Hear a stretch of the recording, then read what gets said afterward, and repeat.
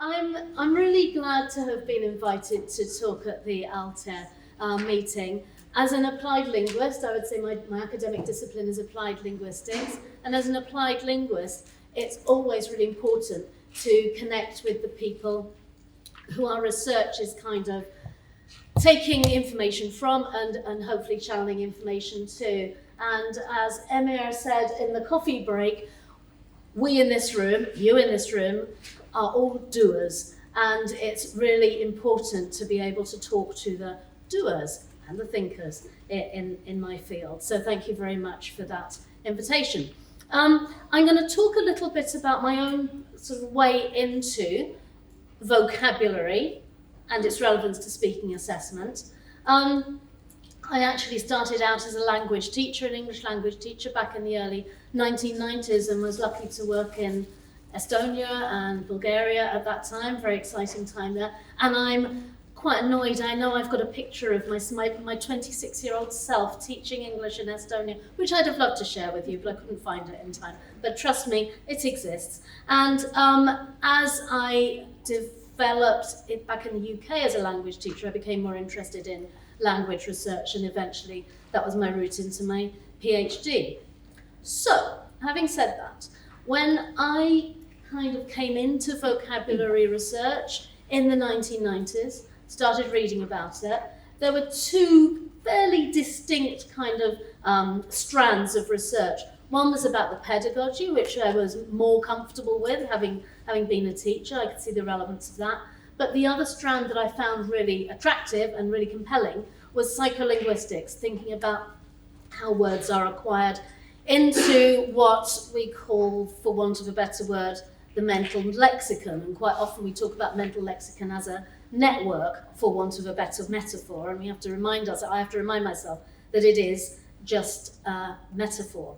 It's a useful one though. So, when I started reading about these things, a few things struck me about vocabulary. One was that a lot of people, including my supervisor, Paul Mira, my PhD supervisor, talked about network structures and talked about the lexicon as a network. And that leads us to kind of think about, well, what does that mean? Do we mean that the nodes are words and that the arcs, the lines, the edges, whatever you call them, are the way that those words connect with each other? That's one way of looking at it. And does that mean that we could map out a proficient, or maybe an L1 lexicon, as something quite dense and well connected, and an L2 lexicon less so? So that's a question that has kind of followed through into the research that I'm doing right now as well, which I'll tell you about at the end, if there's time. The other thing I was really interested to read about was that these lexicons are dynamic, and that's not just the learner lexicon, that's the RL1 lexicon as well. It is dynamic, it changes, connections between words change, and so on. And we see that through the study of things like cognates between our different languages, things like code switching, the way that people can change between their two languages, and so on. And the other, I think it's the last of these three, but I don't know because I can't see the next slide. The other aspect of vocabulary research I was interested in was dimensions of knowledge, and that idea of having threshold knowledge of a word that maybe just stays as threshold knowledge or maybe builds. And again, that's for L1 and L2 alike, but we tend to think about it more in L2. So the idea that you can have partial word knowledge, that your word knowledge can deepen, for want of a better metaphor again, and this tension between receptive and productive vocabulary knowledge. And talking about speaking, of course, we're more interested in productive vocabulary knowledge at the moment. And as I read about the research that was available then, still to an extent this is true, I think, I found lots and lots of tests of receptive vocabulary knowledge. It's fairly straightforward, isn't it? You can give somebody a list of words and say, do you know any of them? Or test them, see if they know any of them. But the idea of testing the vocabulary that a learner had the capacity to produce was much more difficult. And there weren't really many tests around of that, because how do you get a sample of learner vocabulary? Well, you can use the sort of storyboard prompts that Emma talked about a minute ago, and I'll talk about those in a minute as well. But my first kind of step into this was to see whether I could devise a really quick and dirty, hopefully not too dirty, but a quick test of productive vocabulary knowledge. And I designed a test called the Lex30 test, which we first published about, 25 years ago, but has attracted a little bit of research over the years as well. And what the Lex30 test does is extract a sample of a learner's vocabulary, test taker's vocabulary, using a word association task. And that was really because I was looking at what's the most efficient way of kind of just dipping in randomly to a learner's vocabulary resource, I suppose. And then having extracted that sample, what the Lex30 test does is incredibly simple. It just gives a score for every word that somebody produces which is infrequent, an infrequent word. And for infrequent, for this test, it's outside the first 1,000 most frequent words. So the Lex30 test looks something like that. Just 30 cues. We ask people to give 4 responses to each of the cues, and then we look at their responses, and we note the ones, or at least we don't even note them, we count the ones that are infrequent words according to whatever corpus we're using at the time. And that's it, and it's fairly promising. It does seem to indicate that people who have learned for longer produce more infrequent words, and first language users certainly produce more infrequent words. So it's kind of stood up to quite a lot of reliability and validity testing, this test. Not to the extent, though, we discussed this a little bit in the workshop yesterday, not to the extent that it can be a reliable test outside of a classroom or a research project, though, really. Just a couple of things to share with you. I gathered lots and lots of data on the Lex30 test from lots and lots of learners. And there were a few curious responses I noticed, which took me actually into the next phase of my research. Can you see anything in common about those responses on the board there? Bearing in mind that quite often word association responses are synonyms or things in the same lexical set or collocations. So what's the relationship of missile to... Yeah, it's like background knowledge, how we combine words. Okay, so schemata is important because by having 30 cues, we actually are activating 30 different sets of schemata. I think that's maybe an advantage of this test. But how do the words relate to the cue? Compounds. The collocations, compounds, whatever they are, collocations or compounds, you're right. But these ones, most of these ones, if not all of them, I've selected this sample, are a particular kind of collocation because the response is the word that we normally find before the cue. And one person that I asked to do the test, all of her responses were what I call like a backward collocation. She gave me the word that is normally found before the cue. I thought, that's interesting. So do we actually organise these words differently in our mental lexicons? There were other curious responses. This is one of my favourites, so I'll share it with you very quickly. One of my cue words was habit.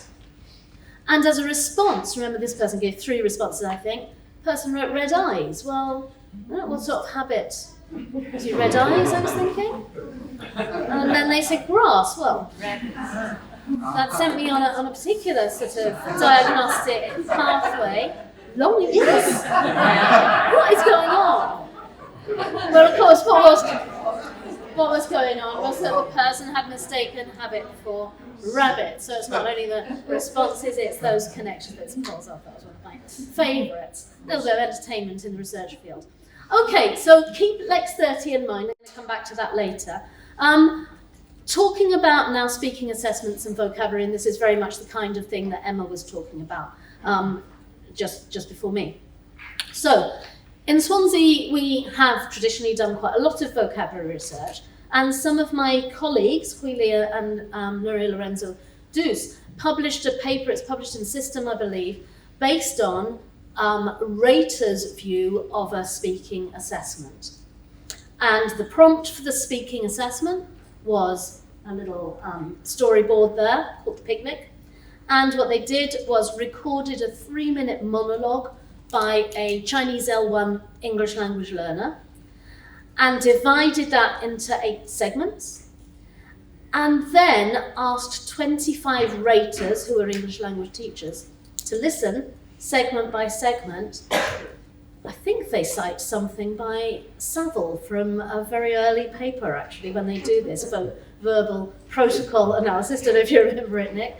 So they asked 25 raters to listen to that, and after each little section, the raters had to do a think aloud protocol. So they had to say, okay, well, this is what I think of this learner's proficiency at this level, and I noticed this, this, and this, and then they give a score.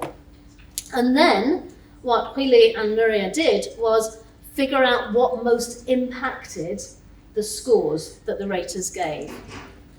And I probably wouldn't be talking about it if it wasn't vocabulary that impacted an awful lot on those scores. You can see the highest impact, so this is, they went through all the comments and counted each instant where somebody had mentioned one of these things. And pronunciation was top, followed by not only vocabulary, but lexical sophistication.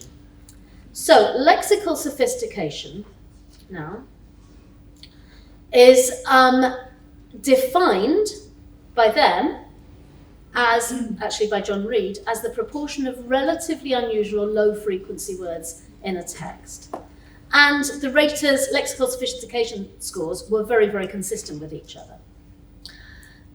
So when they asked the raters, well, what do you think a sophisticated word is? They said, yeah, sophisticated words are infrequent words, but also they're words that designate abstract concepts, technical words, descriptive, colloquial, slang language, and so on. So there's more to it than just frequency, but frequency was the overwhelming factor.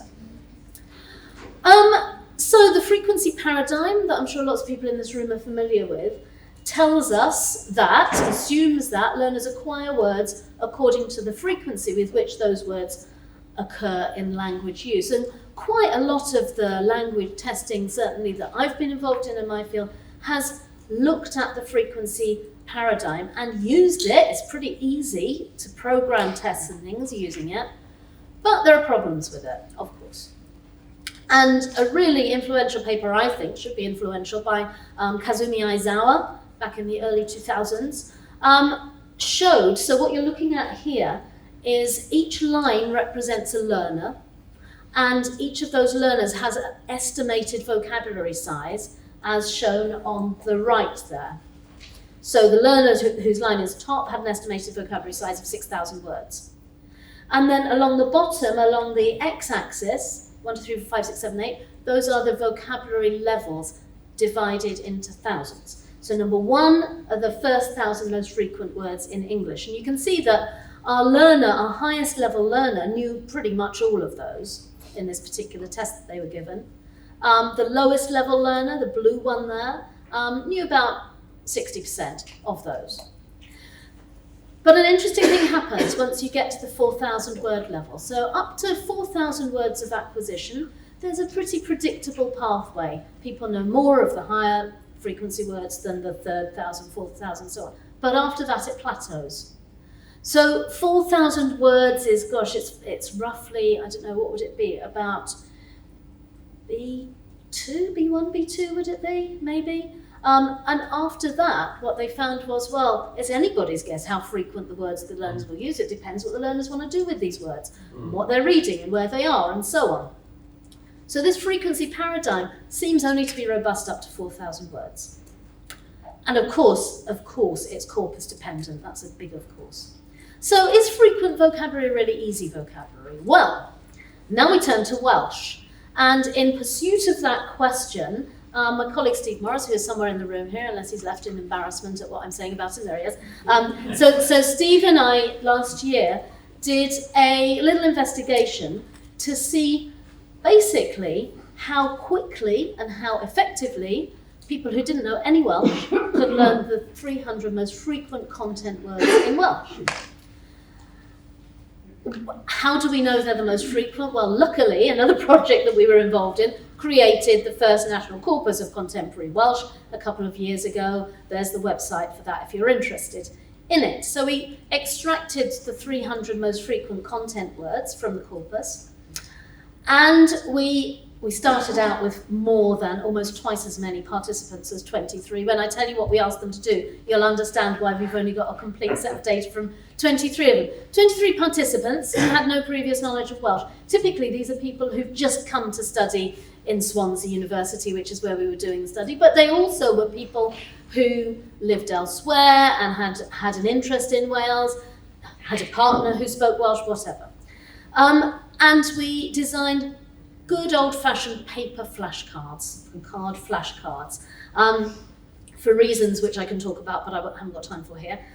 One for each word. There's an example of the flashcard at the bottom there. Gave them a little learning pack, pronunciation guide and so on, and asked them to study for just 10 minutes a day for 50 consecutive days. You can see now why only 23 of them stayed the course. It was over their Christmas holidays, bless them. But they did stay the course. And at the end of that testing time, we gave them an immediate post-learning test, and that's because we wanted to know about the learnability of those words. We wanted to see whether just because these were frequent words, were they easy words?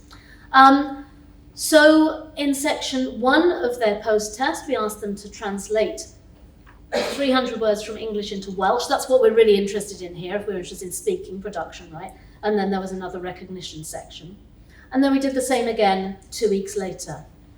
And then we asked them to fill in a questionnaire about the learning experience. That was the stage at which 23 had stayed the course. So, what did we find?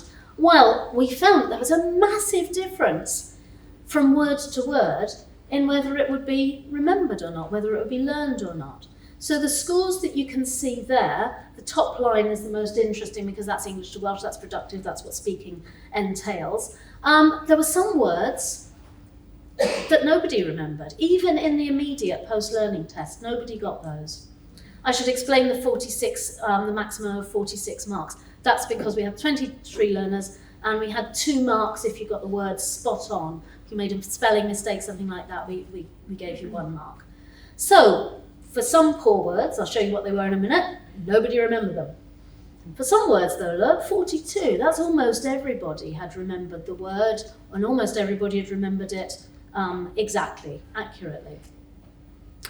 In the delayed post-test, of course, the receptive knowledge is higher, as we'd expect it to be, and the delayed test is a little bit lower. The mean score per word was 13, so a little bit lower, and a little bit more depressing for the learners, I imagine. Do you want to see what the easy words were? What features do you think the easy words are going to have? Short. Oh, you know what you're doing, don't you? Yeah, there we are. Those are the easy words. Those are the words that scored almost complete. They're short. What else can you notice about them? There's quite a lot of cognates there. And do you remember right at the beginning we said that Hwyli and Nuria had found that people said if they were abstract, they were harder words. They thought of harder words being abstract. Well, those are pretty concrete words, aren't they? And yet, not all of them are.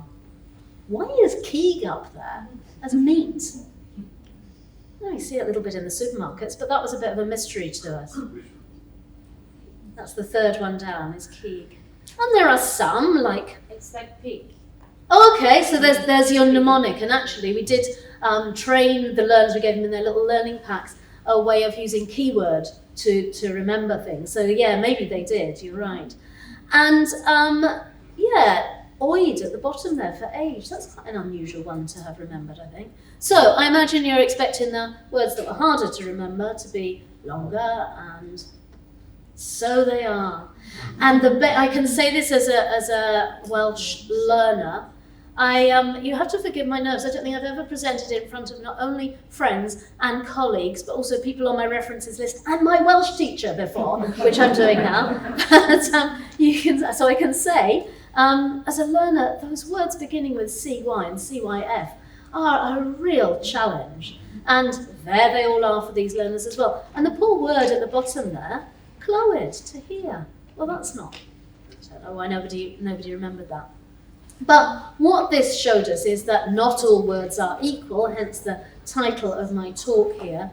And as I say, if we refer back to what Hwyli and Lorenzo-Dus told us, those sophisticated words are infrequent, but also abstract concepts. Yeah, I think there are more abstract concepts there.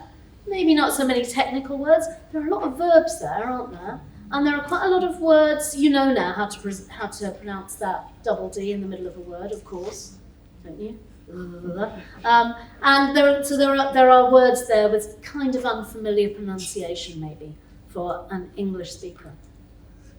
So we thought that was quite interesting, and the lesson that we say is frequent vocabulary is not necessarily easy vocabulary, and don't underestimate variability in the learning burden of words. Back to our picnic. So this was the prompt that was used in the study I spoke to you earlier on. Hwili, actually, this was part of her dissertation, her PhD dissertation. So now what I'm talking to you about is something that is in her unpublished PhD dissertation.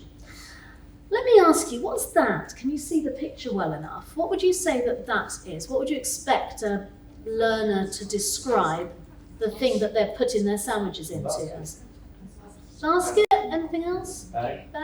Anything else? Interesting. So, somebody said hamper, that was what I was interested in.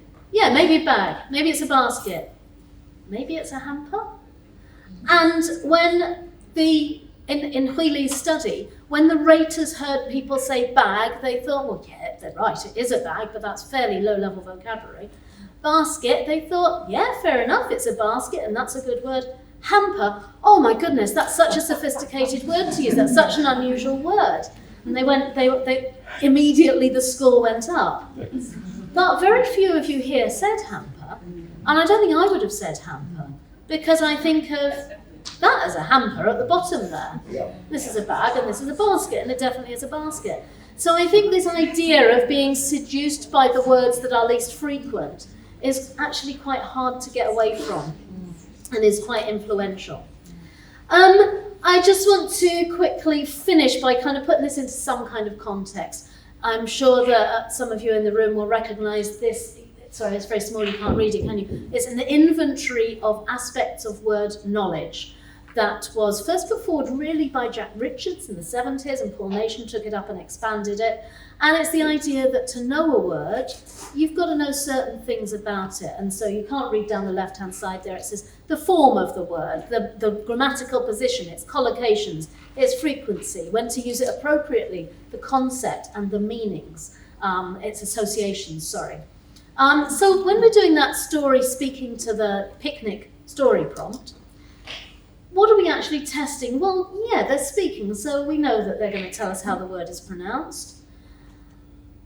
If they said picnic hamper, you can imagine that the examiners went crazy. They thought that was fantastic because they know the collocation that goes with hamper as well. But really, where this word can be used, what word should be used to express this meaning? Most people in this room thought basket, not hamper. So what do we know from that? If you go back to think about, the Lex 30 task where you say your prompts and we say whether it's an infrequent word or not, well, when somebody actually gives a word to the Lex 30 word association prompt, we don't really look to see whether it's an appropriate word for that prompt or not. So the only thing we really know when they produce that word is that they know how to write it, or if it's spoken, that they know how to say it. So I suppose what I'm getting at here is that different kinds of test and different kinds of exercise, of course, capture different kinds of vocabulary knowledge. And in a paper that John Clenton and I wrote back in 2017, we tried to kind of capture this in some kind of model by looking at, on the left-hand side there, the depth of knowledge or the aspects of knowledge, and at the bottom there, looking at the breadth of the knowledge that is tapped into by the test. Very vaguely then, that Lex 30 test, where all we're asking people is to respond with an association. Well, that's pretty broad because we've got those 30 different cues, those 30 activation events. But we know that the learner is able to produce the word. We don't really know if they can use it semantically appropriately in context or grammatically accurately as well. On the speaking task, on the other hand, by the time they actually say the task, especially, I would say if they say basket, not hamper, then we know that the learner can use these words in semantically, grammatically appropriate ways. So that's some of the research that we've been doing, trying to map vocabulary knowledge onto testing.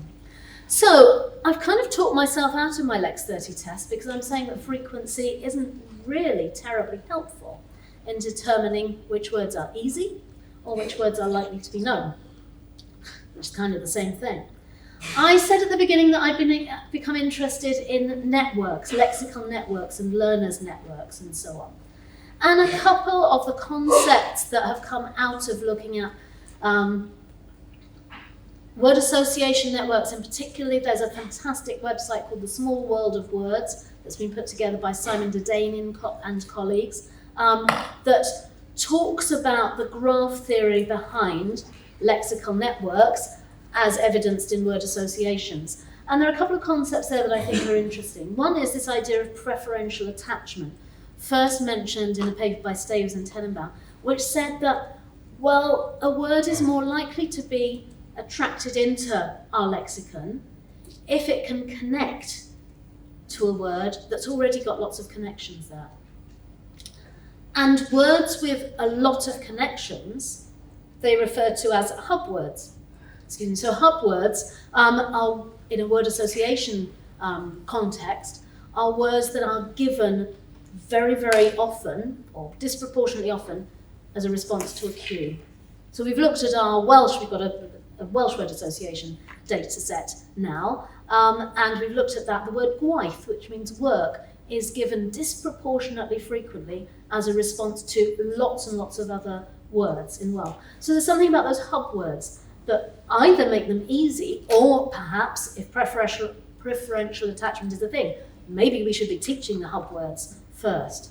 If you're interested in that kind of thing, the project where we're looking at those Welsh data sets, as well as several interesting English data sets, is called Finding, Sharing, Losing Words, and it's funded by the AHRC.